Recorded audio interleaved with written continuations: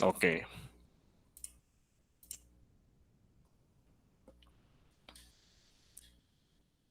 So today we're going to discuss the nature of probability and statistics. So the part of the discussion will be the introduction, the difference between the descriptive and inferential statistics, variables and types of data, data collection, and sampling techniques. We are also going to discuss computers and calculators.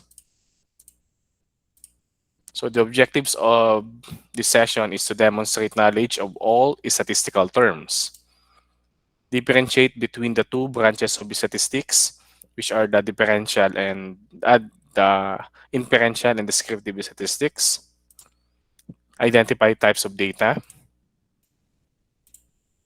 identify the measurement level for each variable, identify the four basic sampling techniques,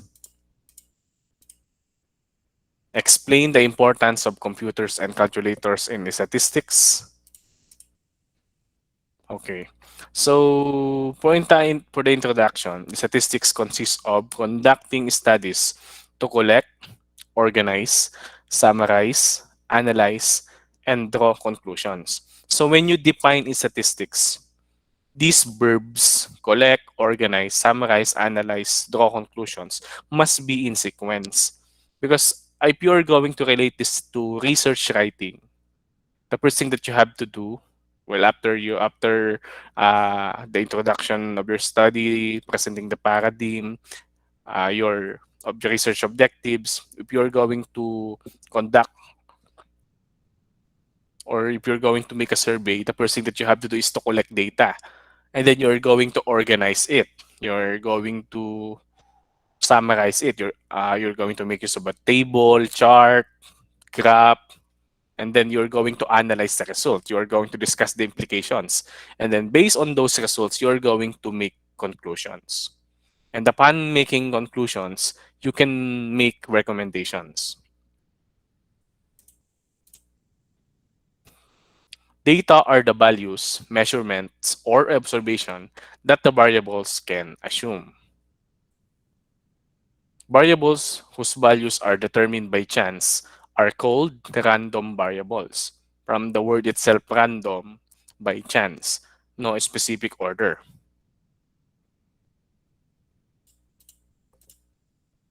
A collection of data values forms a data set. Each value in the data set is called data value or datum. So datum is the singular term, data is plural. When you say data, kasi, di ba, when you say data, it's more than two, it's many. Kasi if you only have one data, you're not going, you cannot, you're you're gonna make a very limited analysis only. But if you have a lot of data, many data, so you can make a lot of interpretation out of it. Descriptive statistics consists of the collection, organization, summation, and presentation of data. Okay, so again, collection, organization, summation, presentation of data. So usually in your chosen course or program, let's say tourism, if you're going to proceed to thesis writing, most likely the nature of your study is descriptive correlational research. Descriptive because you're going to uh, analyze more on, let's say, behavior of the tourists, the programs to be launched in order to promote a locality or a province or what else, any categorical variables that you can study related to your chosen profession. Di ba? So kapag naman tourism, it doesn't mean na doon lang sa tourist. So of course, madaming aspeto yan. Pinag-aaralan nyo yan. A population consists of all subjects, human or otherwise, that are being studied. Population is the entire o yung kabuuan. A sample is a subgroup of the population. So for example, when the population is SBIS students, then the sample, let's say first year, second year, third year, fourth year, o kaya yung other subgroup, let's say through programs, criminology students, tourism students, psychology students, engineering students, di ba? O kaya male, female, so op- basta part of the population is the sample. Why do you need to make use of a sample? Kasi nga, if you're going to make a survey into the entire population, it will be very hard for you. Diba? You're going to have a lot of data. Sa statistics naman, you are allowed to make use of a sample given a confidence level or level of significance. So now let's have the inferential statistics. It consists of generalizing from samples to populations, performing hypothesis testing, determining relationships among variable, and making predictions. So if your study will have hypothesis testing, definitely you're going to utilize inferential statistics. So when you say hypothesis testing, let's say you're going to determine significant difference or significant relationship. And through that, ayun, you can make predictions.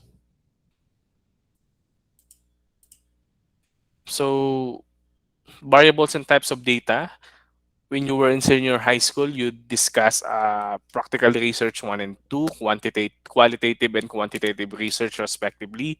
So I guess you are familiar with this variables and types of data. So qualitative variables are variables that can be placed into distinct categories according to some characteristic or attribute.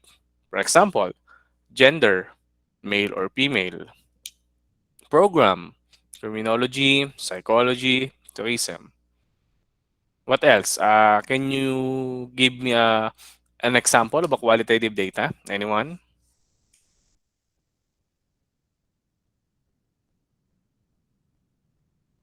Sino makapagbigay ng qualitative data dito? Lisette, Madrigal. Wait lang, sir. Nag-iisip ako. Okay. Jillian Jail, season.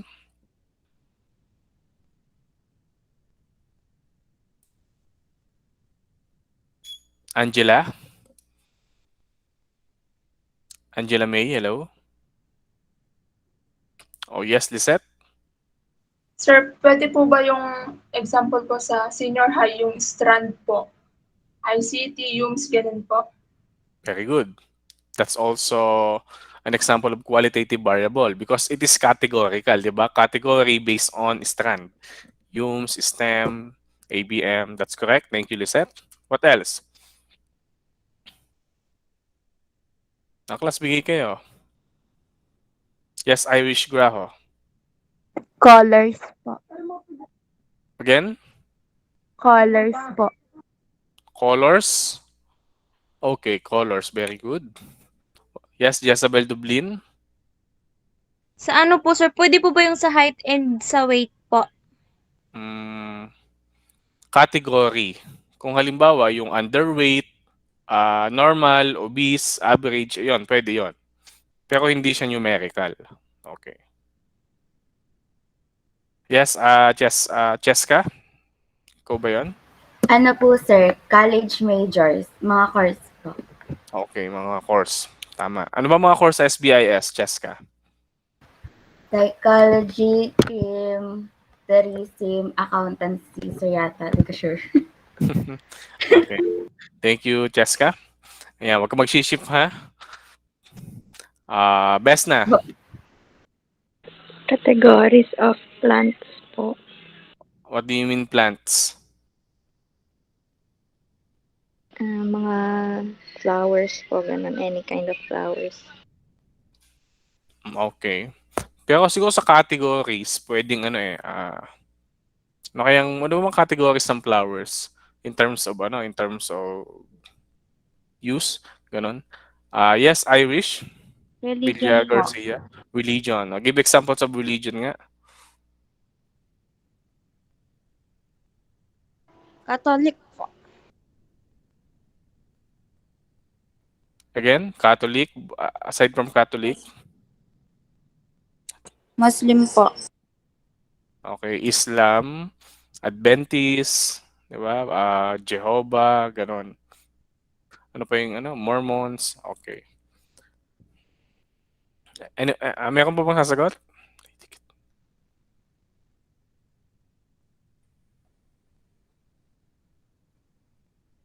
Anyone? Okay. So yun, napakadami actually. Yun, INC daw, sabi ni Jezabel. Quantitative variables are numerical in nature and can be ordered or ranked.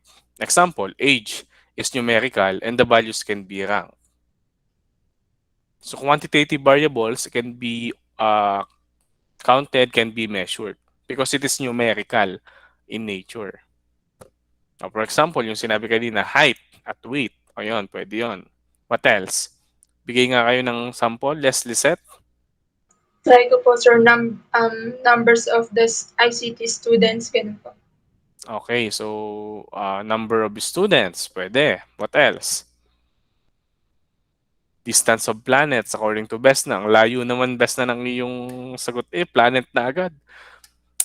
Dito ka muna sa Earth. Okay. Pero tama naman yung sinabi ni Besna. What else? Meron pa ba? Dami niyan. Bigyan naman kayong example. Irish Graho. Year po. Year. Okay. Pwedeng birthday. Isip kayo ng mga data. Yung halimbawa, ano ba yung mga kukunin yung data kapag kayo ay nag-research? Ganun. Yun ang iisipin nyo. What else? Population size of a city. Tama si Ken.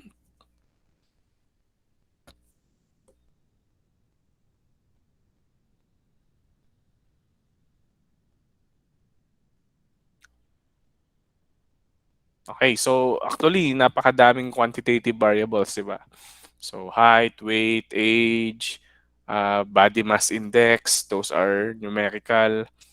Number of COVID cases, yeah, those are critical quantitative data sa panahon ngayon. Quantitative variables. So under quantitative variables, we have discrete variables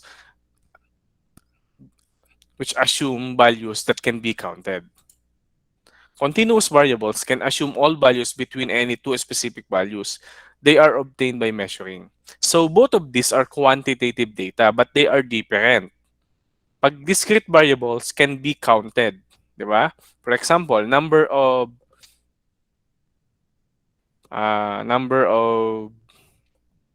let's say number of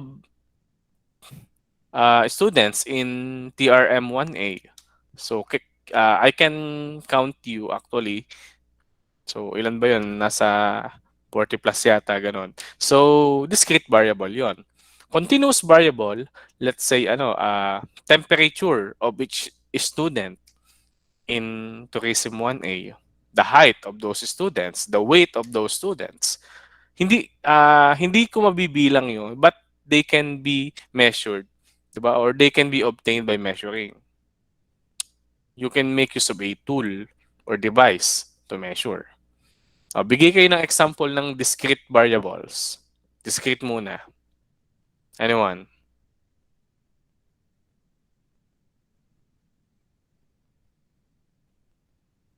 O sabihin niyo na lang sa chat box yung sagot niyo. Ako magbibigay ng example. Halimbawa, number of siblings. Discrete or continuous? Sa chat box na lang, Lisette. Number of girls daw. Tama naman Ira yun. Discrete yun. Number of siblings. Bilang ng kapatid, discrete or continuous? Discrete, very good. Okay, Jessica, Patrick, tama, discrete variable yon. Okay, general weighted average.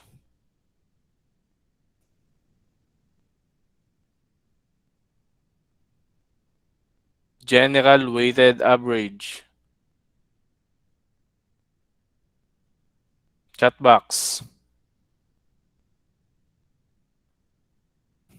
Yung grade mo ba, nabibilang ba ang grade? O paano nakukuha yung average? You need to perform a certain solution, di ba? You need to add all the grades in all your subjects this semester, and you're going to divide it based on the number of units. Okay, very good, Rayan and Lisette. That's an example of a continuous data. Okay, tama din si Cyrene, continuous. Halimbawa, speed of a car. Continuous, very good. Fuel consumption.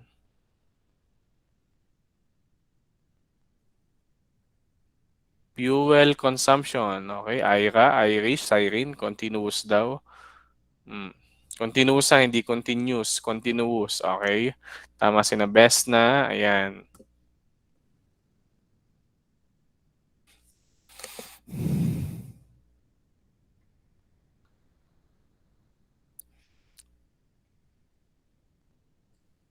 Ito, let's say number of votes. Let's say election na. Yung bilang ng mga bumoto kay Isko, kay Bongbong Marcos, kay Leni Robredo. Okay, discrete 'yon. Ayan. Kasi it can be counted. Yes, napakadami niya. Gumamit na nga ng device. Pero it can be counted manually, di ba? Okay. Ayun. So, yun ang example ng discrete and continuous variables. So, makakapagbigay pa naman kayo eh. Napakadami. So, the nominal level of measurement. Here, napunta tayo sa level of measurement. Pag nominal, classifies data into mutually exclusive, non-overlapping exhausting categories in which no order or ranking can be imposed on the data. So for example, yes or no. Halimbawa, nag-survey kayo, may mga options. Pag nominal, ibig sabihin, may option. Kung ano yung pinili, yun lang. Halimbawa, yes or no. Male or female. What else? Yung inyong strongly agree, disagree, strongly disagree. So nominal 'yun kasi pinipili siya, 'di ba? Non-overlapping, walang or. Kung ano yung pinili mo, yun na mismo 'yun. Educational attainment o parents. So nominal siya na child, let's say elementary graduate ba, high school graduate, college graduate, graduate school level. Okay.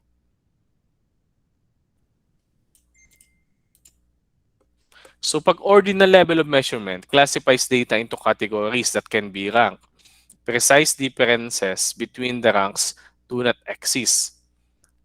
Now, yung ordinal level, yung kagaya ng sinabi ko kaninang strongly agree, disagree, strongly disagree. Nagiging ordinal siya kapag meron siyang mga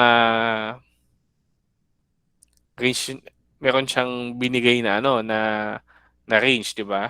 Kasi 'di ba may 4 3 2 1 ayun. So ordinal level siya. So for example, yung place, yung order, let's say first, second, third, fourth, ordinal level of measurement din 'yon. Okay?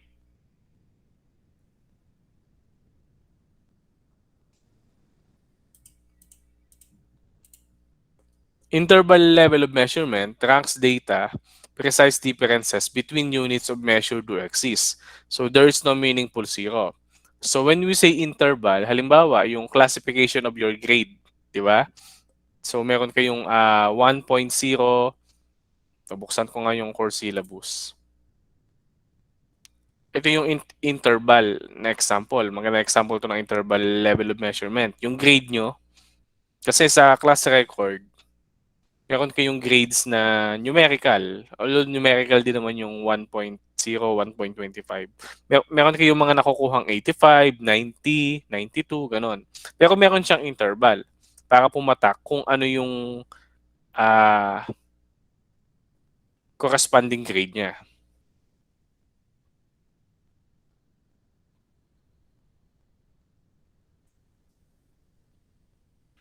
Tingnan ko dito sa ano, sa aking file.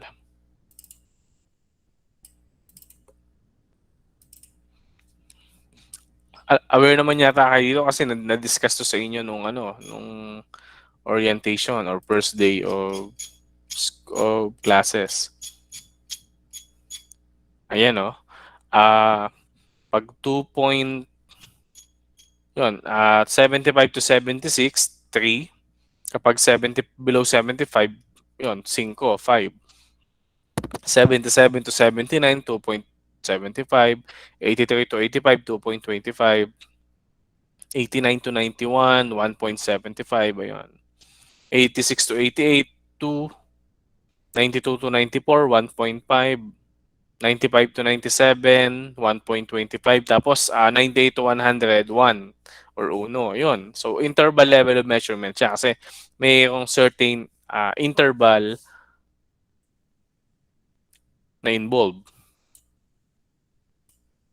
And then, ratio level of measurement possesses all the characteristics of interval measurement and there exists a true zero. In addition, true ratio exists for the same variable. Itong ratio level, di ba ang ratio ay fraction? Kapag percent, consider din siya as ratio. Kasi ang percent ay fraction at ang fraction ay ratio. For example, if you are watching basketball, let's say makikita niyo yung field goal percentage. Diba? 8 out of 12 from the field. 3 out of 6 from the 3-point, diba, area, ganon. So yun, may fraction siya. So pag sinabi kasi field goal percentage, halimbawa, 9 out of 12, ibig sabihin 12 yung kanyang itinira pero 9 lang dun yung nag-shoot. Ganon. Okay? Tapos nakalagay dun yung percent.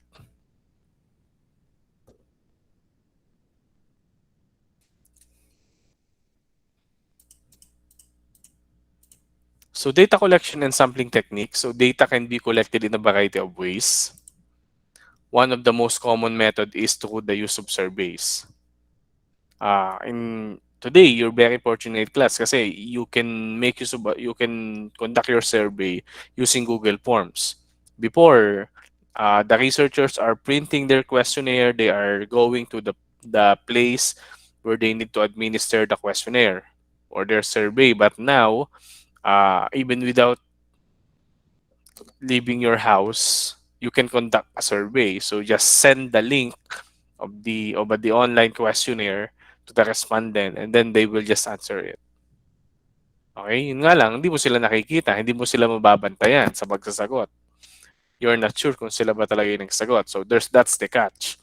But the benefit of it, it's easier, it's more economical, it's faster, and then the collection of data is easier kasi automatic na pasok na siya sa Excel, di ba? You don't need to manually tally or write the results.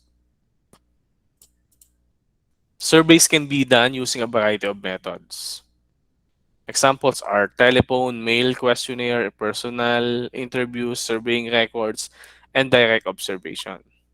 So before, telephone, yung mga, ito nangyayari pa naman to ngayon, yung may mga tumatawag sa client para mag-survey about their product. Mail questionnaire, ayan. Through email, nangyayari pa din. Personal interview, ginagawa pa rin yan for qualitative research usually. Surveying records, direct observations. Ngayon, more on yung use of questionnaire. So, siguro na-experience nyo na, nag-i-internet kayo, tapos lalabas yung survey ng Google or survey ng PLDT, ayun yun. So, nagka-crowdsource sila, nahingi sila ng data from you. So to obtain samples that are unbiased, statisticians use four methods of sampling. So if you're going to conduct a research class, uh, mas maganda na pair. Kasi for example, uh, let's say gusto kong mag-research about sa performance ng mga students sa math. Eh, let's say example lang to ha, meron akong tatlong handle na sections. Tapos ang sa tatlong 'yun, ang best performing section ay TRM1A. Again, example lang to ha. Pero performing naman talaga kayo. So halimbawa, gusto kong ma-measure kung maganda ba yung ginawa kong test, 'di ba? Kung okay ba yung pagtuturo ko. Bias 'yun kung pipiliin ko kayo. Bakit ko pipiliin yung most performing section? So it will be pair kung kukuha ako ng sample sa bawat sections na handle ko, 'di ba? So ganoon 'yun. And 'yun, kaya may mga ginagamit tayong sampling techniques. So random samples are selected by using chance methods or random numbers. So when you say by chance, the best example of this is through raffle by random, di ba? So lahat may equal chance na mapili. Systematic samples are obtained by numbering each value in the population and then selecting the kth value. So for example, in the class list, kukunin ko yung pumapatak sa sa multiple of 5, 'di ba? Yung pang number 5 student, from number 5, from 10th, 15th, 20th, 25th, gano'n and so on. So nag-assign ako ng certain number tapos sila yung kukunin ko na sample for the study. So yun yung example nun. Stratified samples are selected by dividing the population into groups or strata according to some characteristic and then taking samples from each group. So, for example, ito yun. Kayo stratified na kayo. Let's say, SBIS students. Yung mga strata na yon or groups ay yung section nyo. Di ba? TRM, psychology, engineering, accountancy. And then, kukuha ko ng sample per each group. Di ba? Let's say, kukuha ko ng 10 students from tourism, 10 students from the criminology section, 10 students from the psychology section. So, yon. So, equal pa din.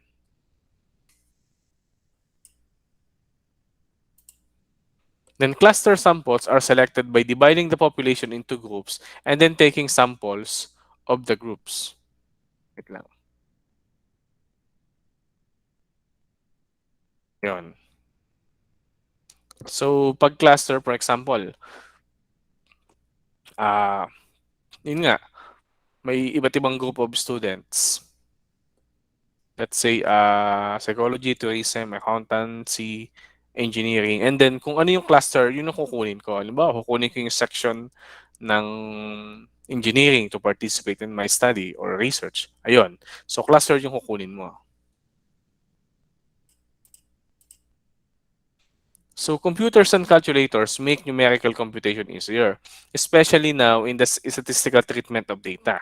So before, the statisticians are manually computing to find significant difference or significant relationship in the data. But now, software, even mobile applications are available for statistical analysis. Kaya mas madali. So before calculator, kasi mas mahirap nga naman mag-compute manually. But now we have computers, we have software. So many statistical packages are available. One example is Minitab. The TI-83 calculator can also be used to statistical calculations. The TI-83 is one of the most famous calculator in the US na ginagamit nila. Kasi graphing calculator siya. Pag nag-type kayo ng equation, lalabas yung graph, lalabas yung coordinate, yung mga points. Sa statistics, pwede rin gamitin. Pero ngayon nga, meron ng mga software na available na pwede nating i-install sa computer. And more advanced pa nga kasi yung analyst stat, Pwede nyo i-download yun sa sa mga cellphone nyo. I don't know kung gumamit kayo nung ganun dati nung nag-research kayo nung sa senior high. Pero pwede nyo magamit yon.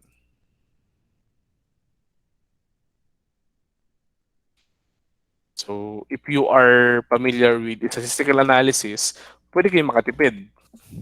So, pag marunong kayo, kayo na mag-statistics ng inyong study kaysa mag-hire pa kayo ng statistician.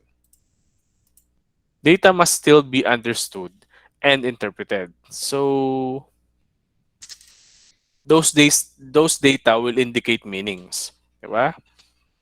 Let's say dun sa pag nakuha mo yung composite mean or weighted mean, malalaman mo kung sila ba agree or strongly agree or kung disagree sila.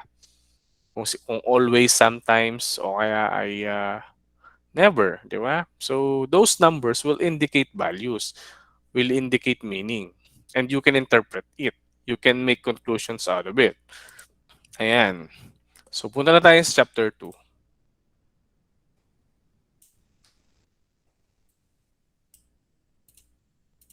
So, chapter 2, frequency distribution and graphs. So, we're going to discuss organizing data, histogram, frequency, polygons, and ojibes, other types of graphs. Organize data using frequency distribution, represent data in frequency distribution graphically using histogram, frequency polygons, and ojibes. Represent data using Pareto charts, time series graphs, and pie graphs. Organizing data. Okay. So for example, nakapag-survey na kayo, di ba? Meron na kayong mga nakuhang information. So i-organize nyo na siya. When data are collected in original form, they are called raw data. So, nakanasan nyo na bang mag-survey using Google Form? Yung mga... Yes, thank you, Lisette. So, those data na nasa Excel, yun yung mga raw data na you need to process. When the raw data is organized into a frequency distribution, the frequency will be the number of values in the specific class of the distribution. Di ba? So, usually frequency distribution table. Pinapakita nyo, let's say ilan ang male, ilan ang female, sa age, ilan ang 15 years old, 16, 17, 18 and above. Di ba? Educational attainment, ilan ang sa mga parents, ilan ang nakakatapos ng high school, ng college, ganon. Family income, di ba? Nag-survey din kayo ng ganon in terms of economic status naman. Number of siblings, kinukuha nyo din. Tapos, may percentage kayong ginagawa doon, di ba? A frequency distribution is the organizing of raw data in table form using classes and frequencies. The following slide shows an example of frequency distribution. So, there are three types of frequency distribution. First is the categorical frequency distribution. It can be used for data that can be placed in specific categories, such as nominal or ordinal level data. Yung educational attainment, dahil may level siya, kino-consider siya as ordinal. Di ba? Ano pa yung ordinal data? Halimbawa, yung ordinal position in the family, yun. Very obvious ordinal. Yung eldest, middle child, youngest, ayun. Ang ordinal na rin yung family income kasi meron siyang bilang. Examples, political affiliation, religious affiliation, blood type. So those are nominal. Okay? So blood type A, AB, O, di ba? Positive, B positive, B negative. For example, yan. So class, blood type A, B, O, saka AB, and then frequency, ilan? Percent, di ba? Kasi ang total niyan is how many? 5 plus 7, 12 plus 9. 21 plus 4, 25. Tapos, pag kinuha mo yan, di ba, ang 5 divided by 25 is 1 pip or 0.2 or 20%. So, ganon. Yun yung kanyang percentage. Alam niyo naman siguro yung pagkuha ng percent, di ba? Ah, itong kung ilan yung frequency ng specific class, i-divide nyo lang yung total. In this case, 5 to 20. 5 divided by 20, ang sagot doon ay 1 pip or 0.2. Pag ginawang percent, 20%. Okay, so ganun din yung pagkuha sa iba. So, ungroup frequency distribution can be used for data that can be enumerated and when the range of values in the dataset is not large. Example, number of miles your instructors have to travel from home to campus, number of girls in a four-child family. Those are examples. Ayan. So, hindi siya, anong pinagkaiba niya dun sa categorical? Ito ay ungroup. Ayun, number of miles traveled. Ayan. Yun daw naka-travel ng 5 miles, 20 ay 24 na tao. Naka-travel ng 10 miles ay 16. Naka-travel ng 15 ay 10. Ganon. Frequency kung ilan. Kaya nga frequent, di ba? Limit. Tagalog ha. O kaya ay kung ilan. So group frequency distribution can be used when the range of values in the data set is very large. The data must be grouped into classes that are more than 1 unit in width. Examples, life of both batteries in hours. Ayan. So halimbawa ay 24 to 30 hours, 38 to 51 hours, 52 to 65 hours. Ayun. Kasi pag masyadong madami, di ba? For example, yung sa inyong grade.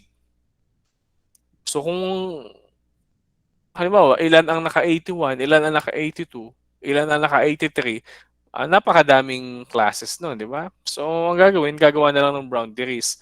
Let's say, 85 to 90, 91 to 95, ganon. Nagawa ng mga class limits. Tapos yung class boundaries class, binabawasan lang ng 0.5. Mali itong nasa second dapat ito ay 30.5. Yung mas mababa, binabawasan lang ng 0.5, 23.5, 38, 37.5, 52, 51.5. And then yung mas mataas, the upper limit, dinadagdagan lang ng 0.5. So dapat 30.5 yun. 51.5, 65.5 yan. Frequency kung ilan. Tapos cumulative frequency, nakukuha siya, di 4. So i-add mo lang yung sunod. 4 plus 14, 18. 18 plus 7, 25. Ayun. So, kaya cumulative, sunod-sunod, di ba? Add mo lang siya ng pagkakasunod-sunod, makukuha mo yun. So, terms associated with group frequency distribution.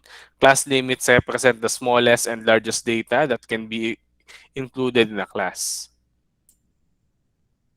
In the lifetimes of both batteries, in the example, the values 24 and 30 are the first class are the class limits.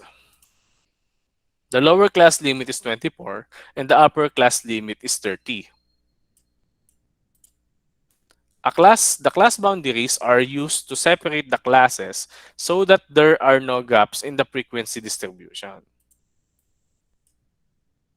Sabihin, dire-diretso lang. The class width for a class in a frequency distribution is found by subtracting the lower or upper class limits of one class minus the lower or upper class limit of the previous class. Pakita ko sa inyo. So, ano yung class width? So, yung pag minus nyo lamang yung ito, 37, itong, halimbawa ito, 51.5 minus 37.5.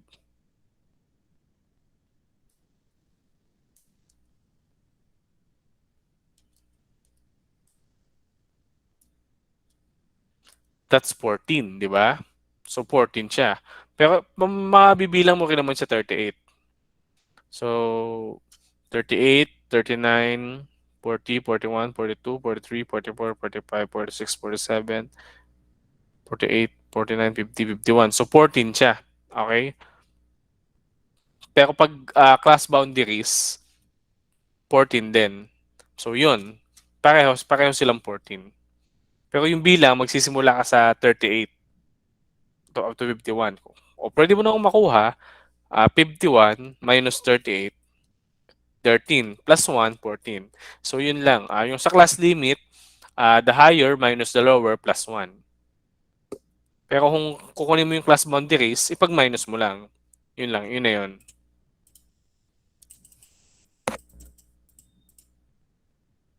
Yun yung class width. There should be 5 and 20 classes. Ayan. The class width should be an odd number. The classes must be mutually exclusive. The classes must be continuous, sunod-sunod. Ano? Yung nabanggit kanina na exclusive, ibig sabihin walang overlapping. Halimbawa, 1 to 5. Pwede ang sunod na ay 6 to 10. Hindi pwedeng 1 to 5, ang sunod 5 to 10. May overlapping. So, dapat wala.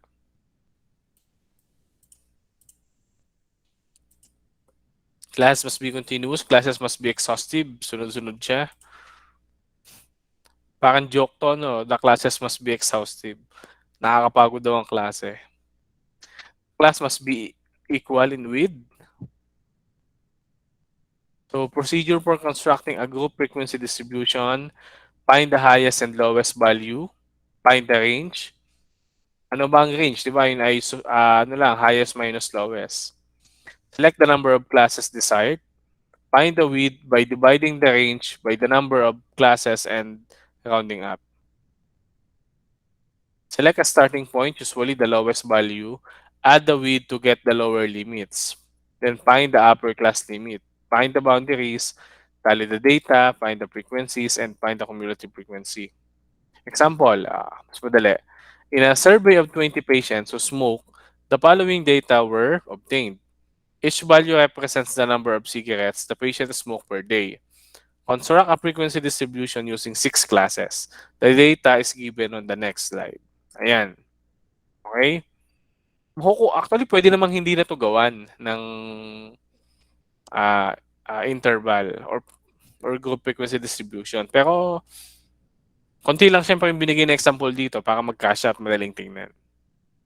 Pero, gawin na din natin mas maganda. Okay? Ang highest ay 22, ang lowest ay 5. Pag pinag-minus mo siya, H minus L, 22 minus 5, that's 17. So, 17 yung range. Select the number of classes desired. In this case, it is equal to 7. So, ang 6. Ang gusto mo ay 6, di ba? Wala ang yung 6. Siya ay desired. Ibig sabihin, kung ikaw yung may gusto nun. Find the class width by dividing the range in the number of classes. Ito. So, 17, di yung range, divided by 6, 2.83. So, this value is rounded up to 3. Diba?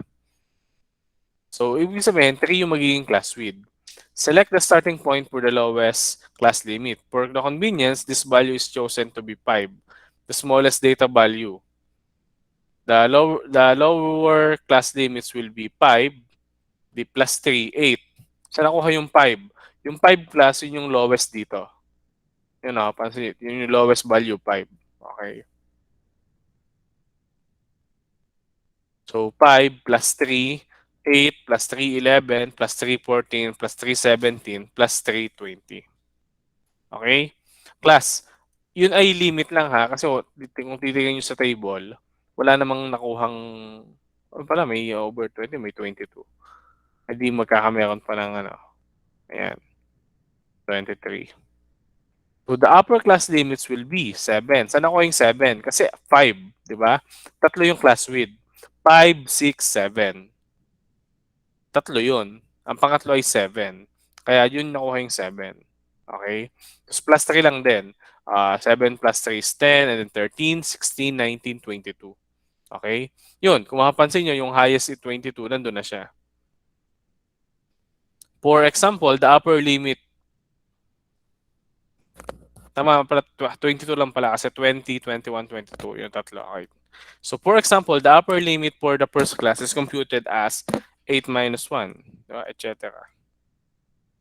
Ayan. So, step 7, find the class boundaries by subtracting 0.5 from the lower class limit and adding 0.5 to the upper class limit. Tally the data, write the numerical values for the tallies in the frequency column, and find the cumulative frequencies. The group frequency distribution is shown in the next slide. Ito, yon. So, ito yung class limit niya. 5 to 7, 8 to 10, 11 to 13, 14 to 16, 17 to 19, 20 to 22. Diba? Tatluhan yan. 5, 6, 7, tatlo. 8, 9, 10, tatlo. Okay? And then yung ito naman, bawas 0.5 sa mababa, dagdag 0.5 sa mataas. So 4.5 to 7.5. 7.5 to 10.5. Up to 19.5 to 22.5. Diba? Pag pinag-subtract nyo yan, 3 makukuha. Cumulative frequency, ibig sabihin kung ilan. Yung 5 to 7 ay dalawa. 8 to 10 is 3. 11 to 13, 6. 14 to 16, 5. 17 to 19, 3. 20 to 22, 1. So, binilang siya. And then, cumulative frequency, dire-diretso. Start kayo sa 2. Diba? Yan, 2. 2 plus 3, 5. Plus 6, 11. Plus 5, 16. Plus 3, 19. Plus 1, 20. Okay? So, syempre, yung dulo niyan, kung ilan. Kung ano yung total ng frequency, yun yung dulo ng cumulative frequency. When you add 2, 3, 6, 5, 3, and 1, the result is 20.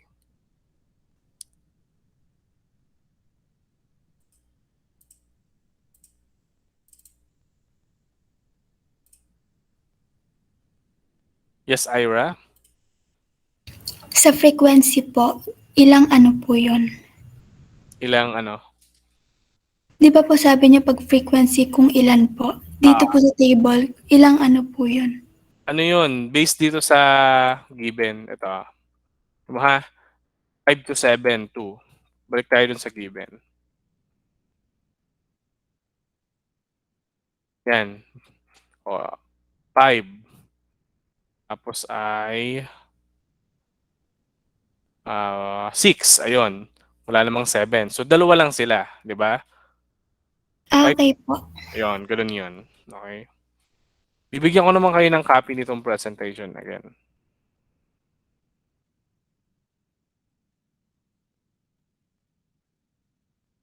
Ayan. Okay? So, frequency kung ilan.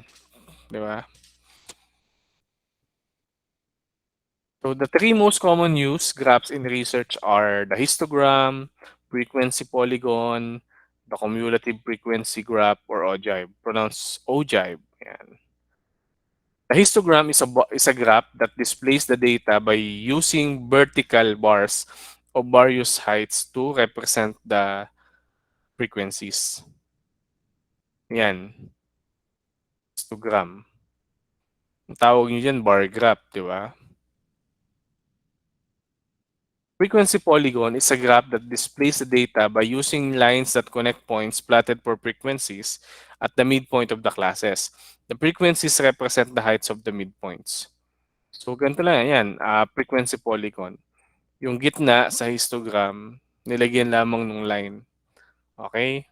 Kung mapapansin nyo, dun siya yung kulay pink na line sa gitna ng bawat rectangle. So, frequency polygon yon. So, frequency, number of cigarettes smoked per day. Ayan. Now, sir, di ba ang tawag dito bar graph? Kasi sa mga books na nabasa ko, kapag vertical, histogram yung tawag nila. Tapos kapag horizontal, yun ang tawag nila na bar graph. Okay? Pero ano pwede ka naman siya tawaging bar graph.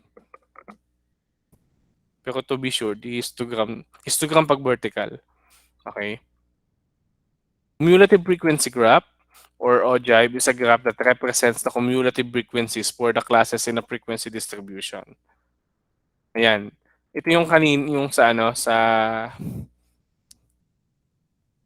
siya ipataas lagi hanggang maabot niya yung dulo. 'Di ba? Ibig sabihin kung ilan.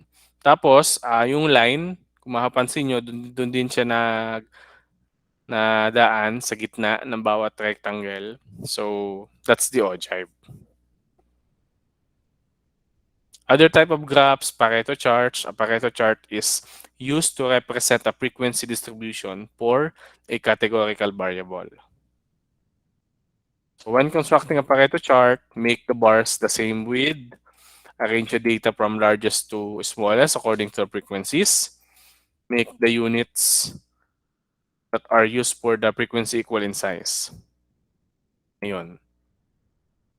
So, let's say Pareto chart of the number of crimes investigated by law enforcement officers in US national parks during 1995. So, assault, rape, robbery, homicide, yan. Tapos meron siyang line. Okay? Time series graph. A time series graph represents data that occur over a specific period of time. So, usually, ang tawag sa kanya line graph. Di ba? Pero yung mas social na term, time series graph. Kasi ang line graph, mas ano siya, applicable, mas appropriate if you're going to illustrate change in time. Like this, di ba? 1990, 1991, 1992, 1993, 1994, ayan. Halimbawa, ano, capita income of the Philippines per decade, di ba? 1960, 70, 80, 90, 2000, 2010, again, 2020, ayun. Maganda yung line graph doon, di ba? Yung nakikita natin sa mga balita, number of cases, yun, nilalagyan nila ng graph, di ba? Other type of graphs, pie graph. A pie graph is a circle that is divided into sections or wedges according to the percentage of frequencies in each category of the distribution. Ang pie graph class, appropriate siya if you are going to illustrate di ba, a totality. Now, for example, yung gusto mong i-graph yung ano, yung grade mo sa mga subjects, mas bagay doon ng ano, histogram, di ba? Gusto mong i-graph ang mga grades mo, mga average mo ng first year, second year, third year, fourth year, line graph doon. Di ba? Let's say sa inyo, section TRM1A, kukunin kung ilan ang taga Calamba, ilan ang taga Santa Rosa, ilan ang taga San Pablo. Yun, since kayo ay buong section, totality ng section nyo, pwede yung bar graph, yung ano doon, pie graph, di ba? Okay, so hindi, kumbaga, ano, sa bawat data class, merong appropriate na graph na dapat gamitin. Halimbawa, yung grades nyo sa iba't ibang subject, 81, wag naman 81. For sure, mataas yan. 93, 95, 96. Alam ka namang pie graph yung mangyari doon, di ba? Okay. Tapos class, itong kung ilang degree yung kanyang wedge o yung slice niya, base siya sa sa percentage. Halimbawa, ito 29 tapos 12.1%. Yung 12.1%, i-times nyo sa 360 degrees. Kasi 'di ba yan ay 360 degrees yung buong circle na yan. So kung ano yung 12.1, multiply ko.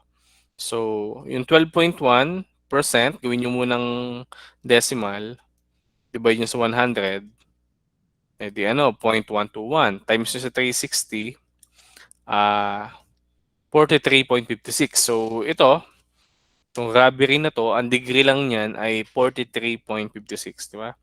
Ang kagandahan naman, class, sa ngayon, we have the Microsoft Excel. We can make use of Excel to create graph sa histogram, bar graph. So we don't need to draw, di ba? Computer na lang yung bahala. So, pwede nyo pang palitan ng color. Depende sa gagawin yung presentation.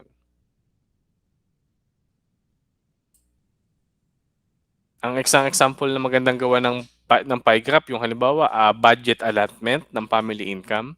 Ilang percent ang napupunta sa food, sa transportation, sa health, sa savings, di ba? Ngayon, ang dami nating bayarin sa bahay, di ba? Kuryente, tubig, internet, so pagkain, gamot, savings, ayan.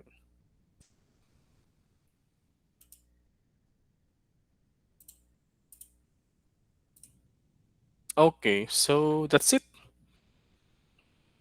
Any questions, class? None po. Okay, so pasensya na ha kung wala tayong computation muna today. I know you're looking forward to solving problems every Friday. So for the meantime, concepts muna tayo ng sa statistics. With that, keep safe. God bless everyone. See you next week. Thank you po. Thank you po. Thank you po. Thank you po. Thank you po.